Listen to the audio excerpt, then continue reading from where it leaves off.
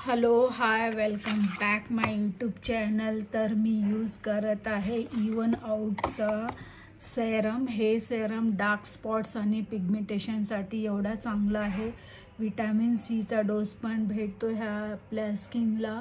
मी थोडे दिवस झाले यूज करत आहे हे सेरम। तुम्ही मागच्या व्हिडिओमध्ये बघू शकता माझ्या स्किनवर ना पिगमेंटेशन होतं।